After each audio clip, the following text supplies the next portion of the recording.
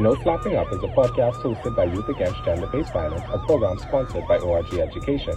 This podcast is a platform where we'll highlight, discuss, and enlighten youth and the wider public on issues related to gender-based violence. Another father lost his life the other day. Black man, wake up and find your way. Tell me, why we killing one another? Don't you recognize that it's your brother? Hello, everyone, and welcome to the second episode of No Slapping Up. I'm Rashade, and I'll be hosting today's episode. This episode's topic is how we contribute to gender-based violence socially and culturally. I'd like to introduce my co-hosts, Philip, Alexandria, Sabrina, and Sarah. Okay, so let's begin with an excerpt from Asian Pacific Institute on Gender-Based Violence. Cultural identities contain the histories of a people that include traditions, struggles, achievements, and triumphs. Cultures nourish pride, resilience, belonging, intersectional identities, and a connection to community. The culture is used to justify gender-based violence and inequality by invoking traditional beliefs and practices about how women and girls should be treated. If culture defines the spaces within which power is expressed and gender roles are enshrined, then our movement is here to push back. After all, some traditions and explanations do have an expiration date, and cultural DNA, just like individual DNA, changes with every generation. Gets really angry. Like, they probably would tell them to call me, I don't like this, can you please stop? Second time, maybe even a third time. But the fourth time, that person might just get really angry, they start, shouting at that person, this and that, and that's when they'll listen. That's when that person will listen. But like y'all said, once you say the first time, they shouldn't do it anymore. I think it starts from young, I guess.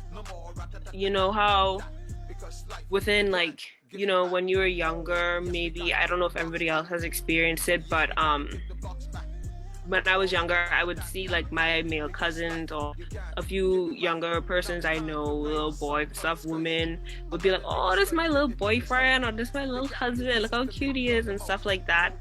I think it starts from situations like that and people being so accustomed to it that they don't really even realize it, and they suppress the fact that they're uncomfortable with it,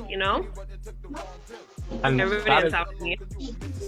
Yeah, that is actually a great point that you made, and I think that there's this weird flip-flopping that we do when it comes to certain issues like that in the Bahamas. I think on one hand, just like you described, there's a certain sexualization of particularly younger people, and we see it as cute or very common, or it's so culturally normative that we don't even bat an eye at it. We don't see it as strange, the little boyfriend, little girlfriend, whatever like that. And it is very strange because you are sexualizing this young child. But on the other hand, when children who then internalize certain behaviors and then start acting on those things, we're going to say, oh, the child is fast, particularly if it's a girl. And so it's like, oh, it's okay for this adult to sexualize this young child. But when the child then, internalizes this behavior and says, okay, this is the kind of culture that I live in, or, they do something that, they just do it because, it's common, then, we want to vilify the child and say that they're doing something wrong, they're fast and all of that stuff. And it's like, it is the same thing. This is the other side of the same coin. Exactly. And then, or even to take it a little further, so when God forbid, something, some sort of sexual harassment or assault actually happens to the young child, let's say, oh, well, they was asking for it because they did X, Y, Z. Yep. Not realizing that all of the behaviors that you allow kind of contribute to an environment where the person who took advantage of them or who perpetrated the offense against them felt that it was normal because of the society that we live in. Mm-hmm. And the environment that people create around children is something else entirely. That's going to be a very long conversation when that comes up in this podcast. So maybe we'll talk about it some other time. Yeah. To go back to law enforcement, recently I watched a UK cop show. It's called In the Line of Duty, and it was based in like the anti-corruption unit in one of their like police forces in one of their stations. And in one of the episodes, an officer was put on charges, or he got, what's the word? He was put on Indicted? leave Oh. because, or something like that. He continuously used little pet names and sweet names for the female officers in his unit, and that is heavily I want to say restricted. Like they've had rules and regulations in place for the protection of female officers and female or male victims who come into these stations.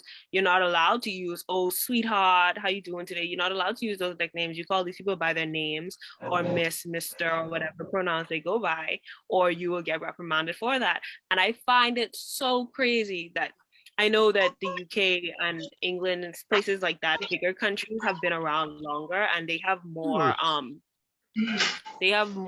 history, and they have the time, and they had the time to discuss all of these things. But I am really looking forward to the days where we are able to say, hey, don't call me sweetheart. Me and you, I don't know you, and honey, don't call me that. That makes me uncomfortable. And somebody actually stopping and saying, okay, I'm sorry, and backing off. Like, I look forward to that day in our society for that to happen, you know? I'm laughing because you made that point, and as you were making that point, I realized that something like that happening in the Bahamas, as simple as that is, we are far away from that, because it's so natural for you to just walk into a store, whether you're male, female, anyone, and like for the attendant, and they'll be like, okay, hun, okay, sweetie. Like we get very familiar very quickly. Right. And so, and in those cases, it really is harmless. It's just because it's just a cultural thing. I don't think they mean anything by it in those particular cases. But it's the people who do have malintent, who do have bad intentions, that kind of use that as an opening to try and do things. They're like, oh, I was just being nice, when they knew that they had, some kind of probably weird sexual motivation behind it. So it is a kind of like, where do we draw the line here? And in many cases, like I said, when someone is just doing it because, it's just common, it's just the way that they speak, versus when it's, you get that little shiver that lets you know, like, okay, this person is thinking of something sketchy. Yeah. Okay. Now, I agree. You can go. Okay. We know when it's appropriate. And like, just to add, like, I like walking into a store sometimes, like, the little shops, your corner shop or whatever. And then the person you're familiar with, they see you, they say, hi, honey, like, the lady behind the counter. Or sometimes if it's an older gentleman, they don't maybe not say honey, but just greet you friendly, familiar. It makes me feel good. Like, I'm in here all the time, and, I'm coming back. So, we all know, the people know when it's appropriate and when it should be used, when you're dealing with certain situations and certain people in a situation. You have to discern that for yourself. Yeah. All right. I agree. But I also want to say, even if we know that it's like good intentions or that's just how the person talks, I would like to see somebody being able to say, hey, please don't call me any of those nicknames. I'm uncomfortable with it. And everybody being okay with that and not using it towards a particular person because they said that it makes them uncomfortable, Yeah, and not getting angry and saying like, oh, this is just the way I talk. Why are you getting all like this? You know what I mean? Totally agree. All right. What about, like, when you walk into a building in the Bahamas, you don't say good morning, good night, or anything. Bahamians would get a little agitated, or they'll treat you bad because you ain't using your manners and stuff like that. And in certain cases, like walking down the road, you're walking past a group of people, and so we say, good morning, beautiful, good night, beautiful, trying to get your attention, and you just nod your head or say good morning and stuff like that, and try to continue conversation. And once you try to cut that conversation, it automatically becomes a problem, because they're saying, oh, I just haven't manners, like being nice, y'all always so rude, you know what I'm talking about? Yeah. I know what you're talking about. And a lot of the time, the people know that you're younger, like we said with before, we talk about, oh, the younger children are, they internalize certain things that they're seeing in their environment, socialization, what they're being exposed to. So they'll know that you're younger. They'll say, good morning, beautiful. Good morning, sweetheart. You want to ride? Like, those people who are you walking or whatever. And they know it's not appropriate. Like I said, these people know, and they have to discern that it's not right. It's not appropriate. You don't do that to younger people. You don't do that to older people because they don't want it either. They're trying to get where they're going. And you have to make it respectful. You have to, if you're trying to get the attention of someone who is of age, you do what you appropriately and with manners, but you don't go out of your way to make people feel uncomfortable when you can tell that it's unwanted. Right. It's kind of like they preying on younger, because younger children, younger people in general are just more naive, or I would say immature. So it's like they preying on the young people, and then that makes them uncomfortable. That about wraps it up. I want to say thank you to my panelists, my co-host. Thank you very much for tuning in and indulging in this conversation. It's always a pleasure to work with you guys, and we will see you next episode.